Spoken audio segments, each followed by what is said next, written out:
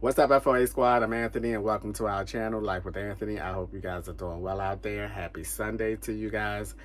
Today, I'm going out and look at some more properties, and I thought that I would take you guys along with me. But before I head out, I wanted to sit down and share with you guys some of the information that I learned in the past few days. I have spoken to a zoning district representative in the county that I'm looking at land in twice since I made my last video.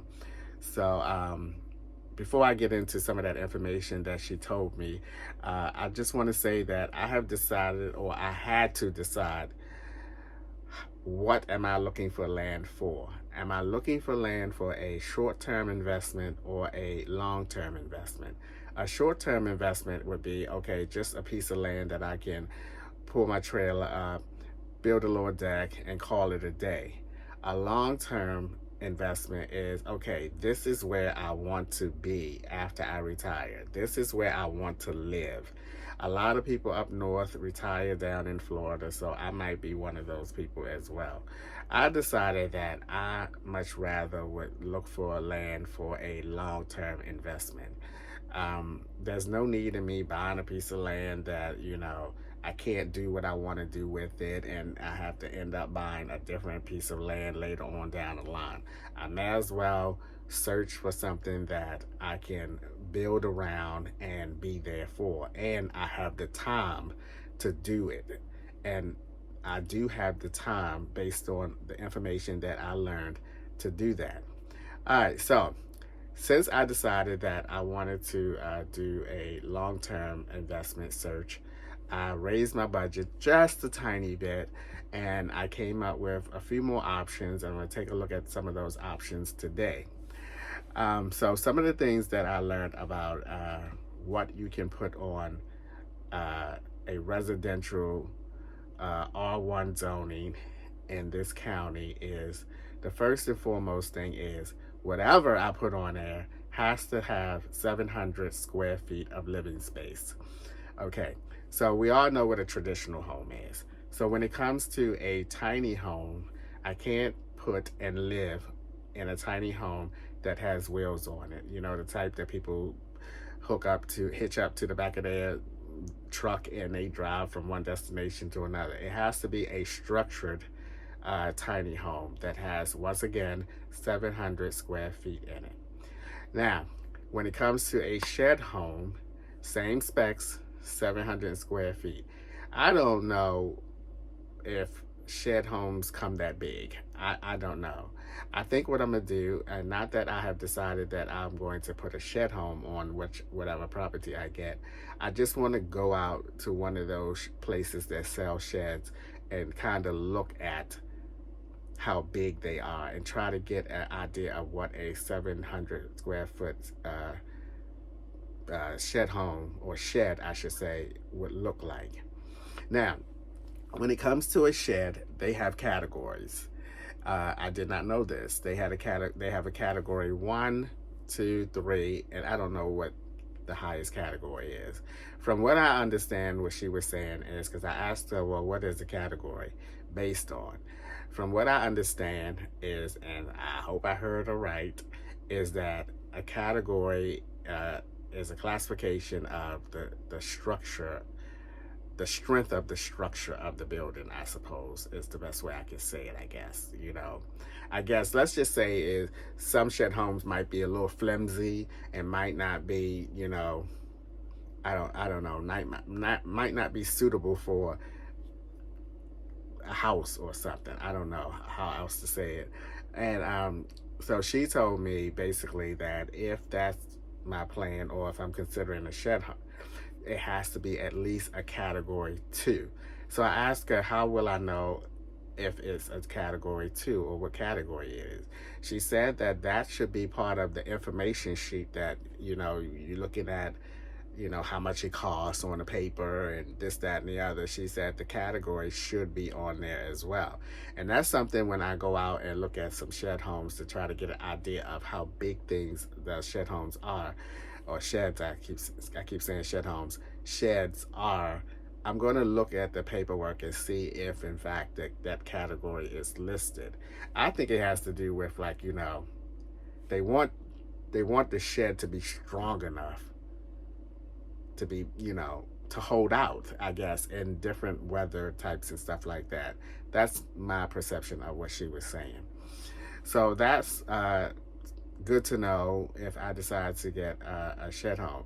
Adolfo sent me something from Home Depot called a Tough Shed that they have, and it had a second level on it. So I asked the zoning representative, okay, what if it's a shed and it has 2 levels? Would the second level be considered part of the square footage? Excuse me. And she said only if from the floor to the ceiling, the floor of the second level to the ceiling is 7 feet tall. I told that woman, I said, I'm 5'2". I don't need that kind of clearance. And we had a little laugh about it and everything. And she said, I know. I said, that's pretty tall for a shed. I don't even know if sheds even have that, because most sheds are like loft type sheds. I mean, loft types, second floors.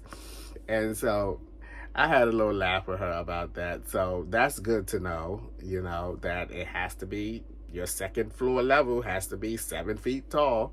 I said, good gracious, they not making it easy on you, are they? But I'm quite sure they have their reasons for it has to be that high. So my thing is, I don't know what type of structure I will put on there. But what I do know and have learned from her is that I ask her, how long do I have? Let's say I purchase a piece of property. How long do I have before I have to start building on that property? And she said that there is no time limit. But, of course, I can't live on that property. I can't just roll up and with my trailer and stay there for months on out or whatever. But in terms of how long do I have to build something on there, she said there is no time limit. So I said, okay, I just want to be clear. If I purchase a piece of land tomorrow, I don't have to build, I can build something, start building something on it like 4 or 5 years when I retire. And she said yes.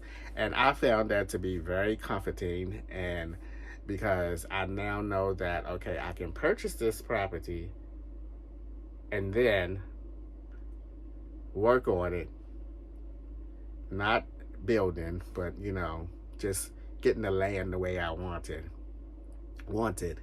and just, take my time with it. So I like that, because if they said, okay, you got 2 years and you have to have a building put on that structure in 2 years, then that might not be so appealing to me, because that's not a reasonable time frame for me to, continue to save my money to put something on there. I did look around and online and try to figure out or get an idea of what a 700 square foot tiny home would cost to put on there. Tiny homes are not the price they used to be. They have gotten through the roof. They have gone through the roof with their prices now, because it's so popular now. And, companies who make these tiny homes have just gone up in price and everything. I also wanted to ask her about a mobile home type situation. I would imagine that it would be the same regulations. It has to be 700 square feet regulations. I'm not sure. I thought that she told me that a mobile home, fabricated home or whatever, is not allowed. I don't know. I have to ask that question again. But anyway, that's enough talking. I just wanted to give you guys some information that I learned about it, and I think that is an important information, especially, I have chosen that I much prefer to be in a residential area. Residential areas are going to be easy to set up water, electricity, and sewage, as opposed of a unimproved piece of land that you have to buy a septic. I happen to look up, out of curiosity, what is the average cost to install a septic and or a well, and it went from $3,000 to $22,000. And I was like, okay, I'm glad that I'm choosing a residential area so I can just pay to have it all hooked up and whatever, as opposed to having to do the whole system. So it is pricey to have a septic and well system put in. So that is definitely something that someone should, I know myself, has considered. That I don't want that extra $20,000 bill on my hands.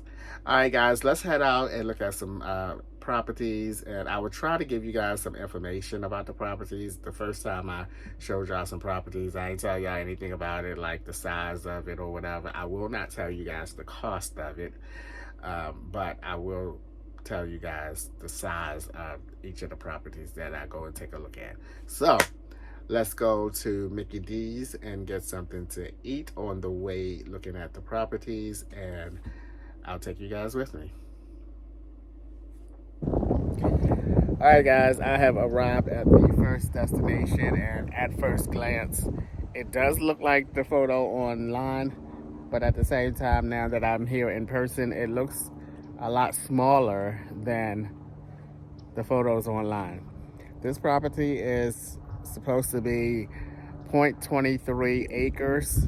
I don't know, I guess that's close to a quarter of an acre, but I do see the realtor group sign right here that's selling this property or representing this property.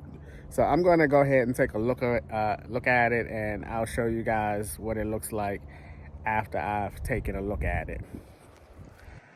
All right, this is what the property looks like from the road where my van is.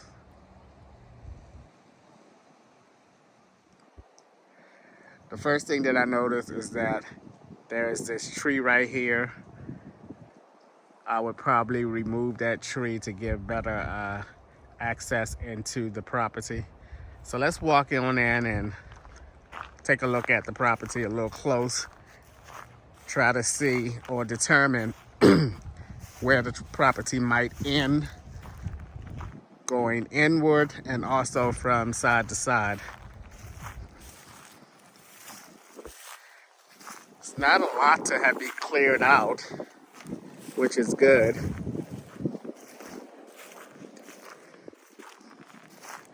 But I'm wondering how far that way does the property go. As well as, oh, look at these little thorn things, these little cactus thorns. I better be careful, because there's a whole lot of them. And I wonder how far does it go that way. I'm guessing that it goes, okay, this is some soft ground here. And I hear something like people talking or something.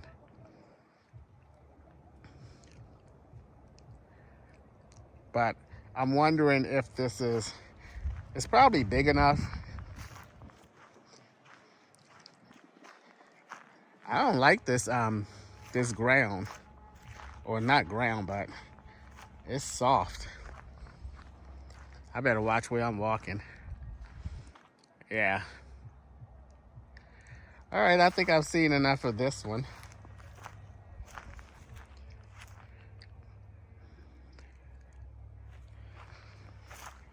Yeah, I pretty much saw enough of this one.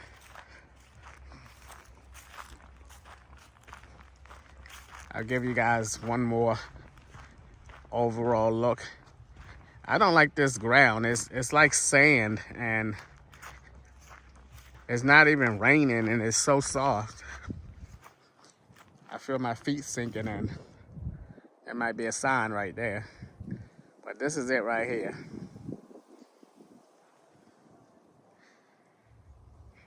All right, let's go check out another one. All right, I don't think that's the one for me, but I'm glad I came and took a look at it up close. I just have a funny feeling about the ground. It's soft. Anywho, I'm gonna look up the next one, and we're gonna head there, and I'll see you guys when I get to the next property. All right, guys, I am at my second location, and right off the bat, I can tell that this is not the land or location for me. I'm not even sure if this is the correct property or not, but I do see a realtor sign there, so it very well may be. All right, I'm gonna take a look at this land, and I'm gonna show you guys this land as well. And this is definitely not for me, but I'm gonna just I can stand right where I am right now and take a look and see that it's not the one for me. This is not the one for me because look at all these homes around here. This is just too close. But this is the property right here, I believe. Let me show you guys. Let me back up a little bit. Boy, my ankle, the calves is still aching a little bit. But this is it right here. Have to do a good cleaning of it.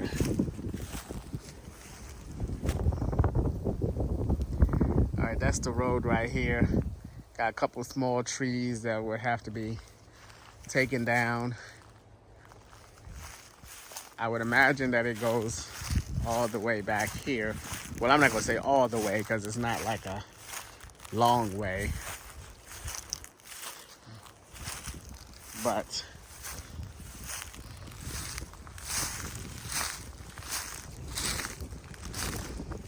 then you have some people in the back of you. So it's basically, let me try to back up some. It's basically right here. This little section right here. It's probably just enough room to put like a structure just like what I'm looking at in the neighborhood. And there's the road where my van is. So definitely not digging this one. This one is definitely too close to everybody. So that's another no-no for today. All right, guys, that one was a bust. I definitely don't want to be that close. I'm in favor of a residential area, but my goodness, I don't want to be all up on people and people all up on me like that. So let's go. I did see a sign that said a lot for sale on my way to this property. So I'm gonna backtrack and go take a look at that one. Alrighty. It's not looking good today, guys. It's not looking good. I had better luck the first time around. All right, let me see if I can get off of this little lot here and get back on the road.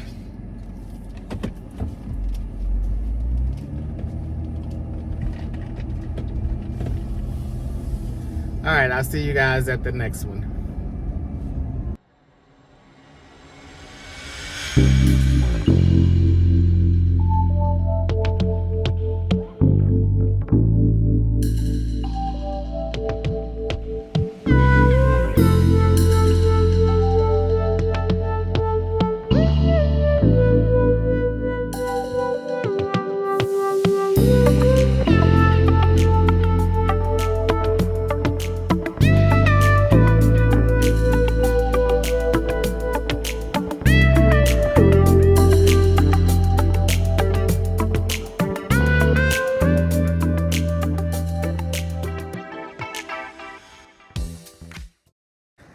All right, I am at the next property and I honestly don't see nothing.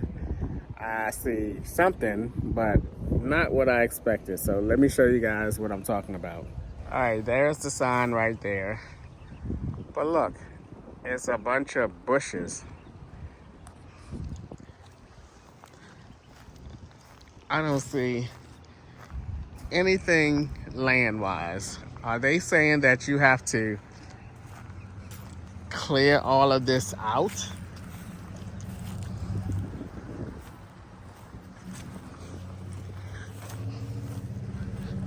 I mean, look.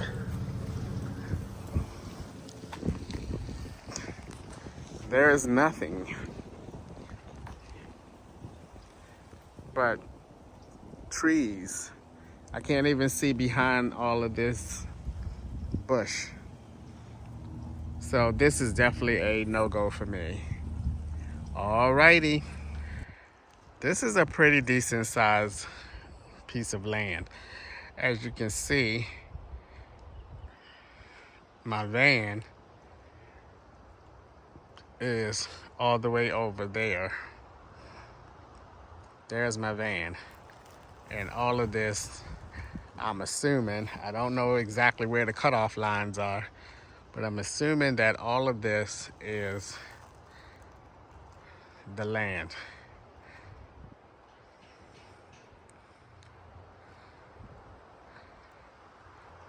This is 0.23 acres. I guess that's just shy of a quarter of an acre.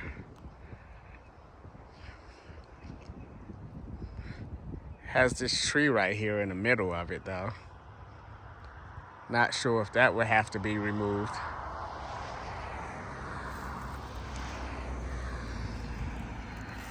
And that's the little, see, it's not that big of a hill now that I'm looking at it for the third time. So you have 2 homes over there. I don't have a problem with that.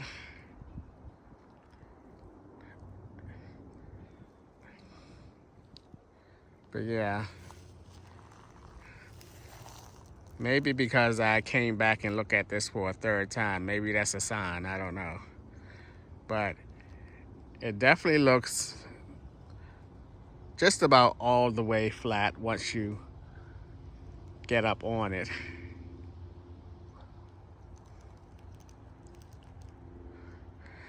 Maybe I'll reach out to somebody and try to get some more information. Come out here with someone so they can show me where the boundary lines are. Alrighty. This is what it looks like from the street. It looks huge, doesn't it?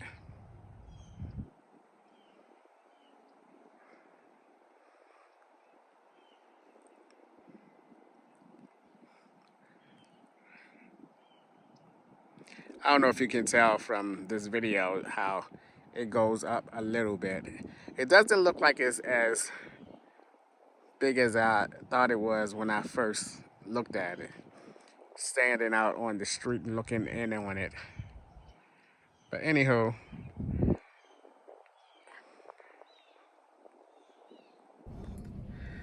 all right, I'm about to head back to the campground. I don't think I'm gonna go out and look at any more properties for now. I am going to call and try to get a realtor to come out here and talk to me a little bit about this and show me where the boundary lines are. But we'll see. Alrighty, it's about 77 degrees right now. Thankfully, it's finally getting warm. I hope it stays consistent. All right, back to the campground. I think I'm gonna make a stop at Walmart, but I'm not sure because I do have to get an oil change, and the closest Valvoline is like almost 2 hours away. So I think I'm just gonna get my oil change at Walmart Service Center. I hope that they do oil changes at that particular Walmart. I didn't even check and see because I had no need to, but I'll check and see because I do need a oil change. I'm about 1,000 miles past, and I'm usually on top of that. But anyway, back to the campground I go. I'm a little hungry. I've been out now for about 2 hours. So back to the campground. All right, guys, I was on my way out and I saw this site here, this construction site here. It looks like it's in the beginning stages of building a house. It looks small to me. Maybe this is what 700 square feet looks like. I went over and took a picture of the construction company that's working on this. I'm going to keep my eye out on this and see the progression of it.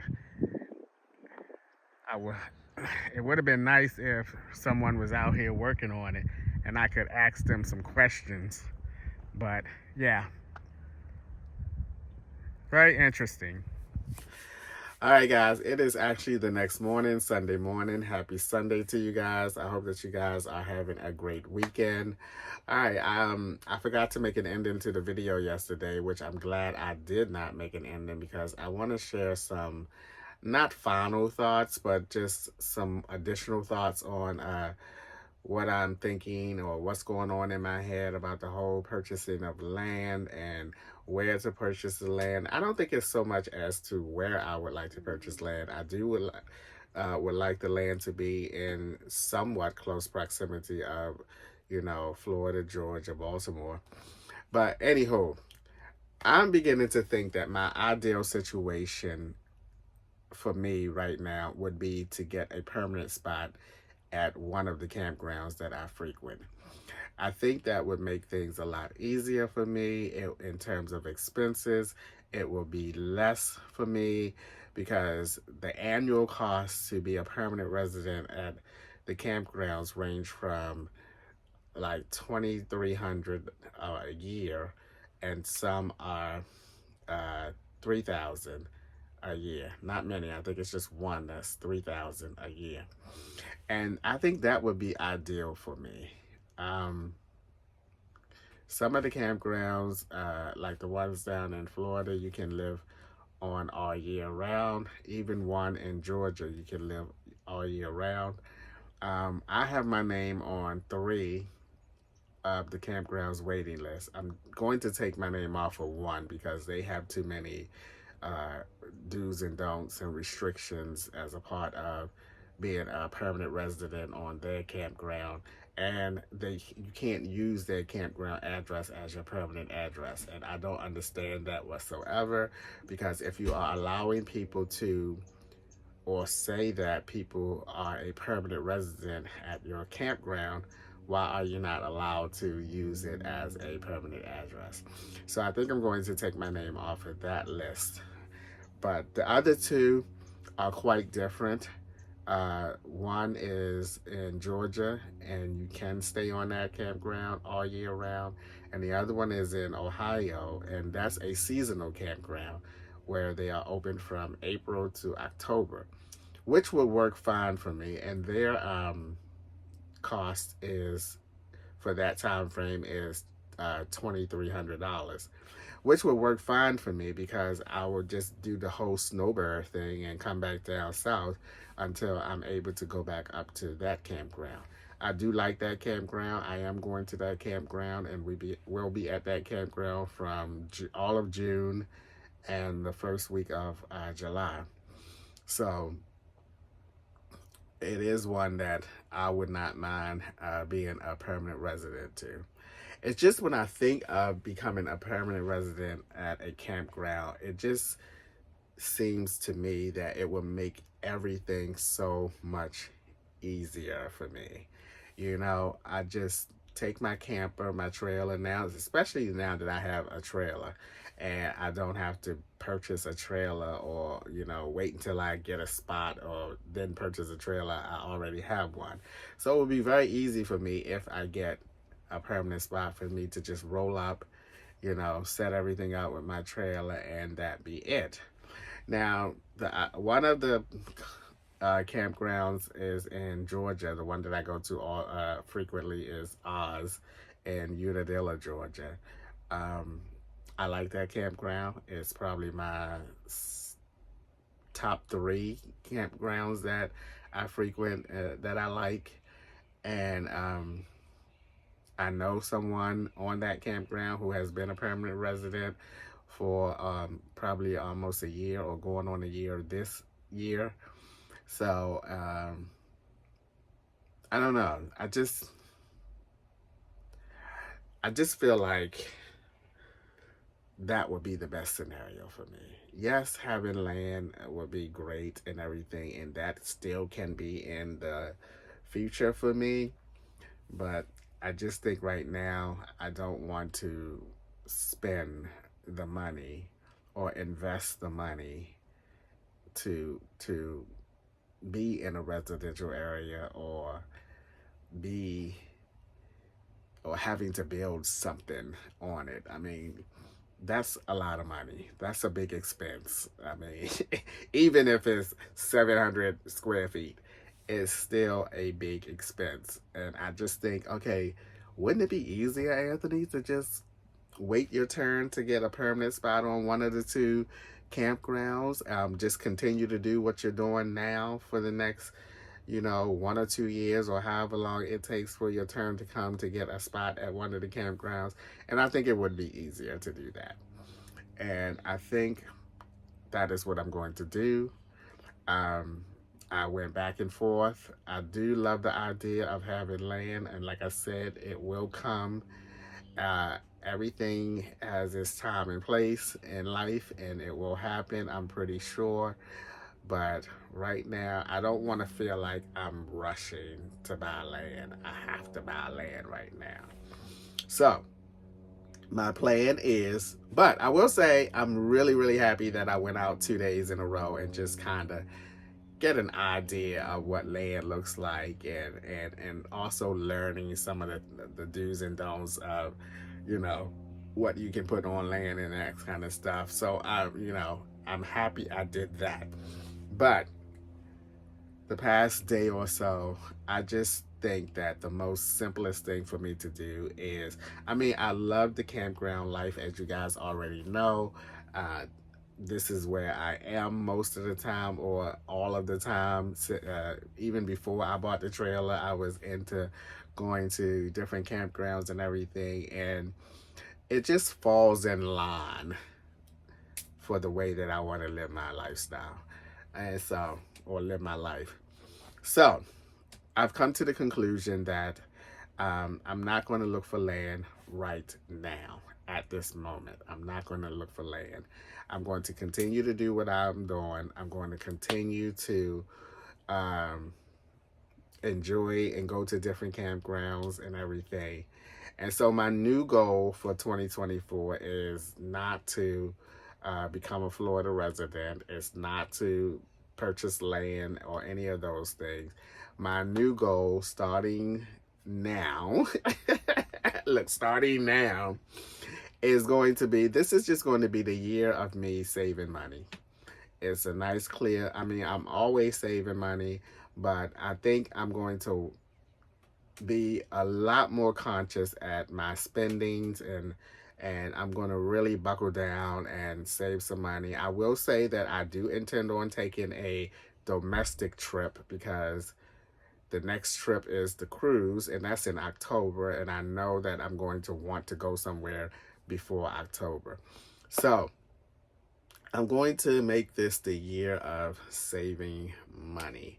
At the end of this year, I want to have much more than I had at the end of last year. Now, this is not a cop-out, so I hope you guys don't think that it's a cop-out for buying land and this and that. I just think that there's time for me to do that. There's still a time for me to do that, and I don't have to do it. And I'm just now putting things, I don't want to say in line, but making things a lot simpler for me. I don't know how else to say it. I enjoy being on campgrounds, so why not try to become a permanent resident on the campground? I can always go out and about from that campground and do things and travel or whatnot.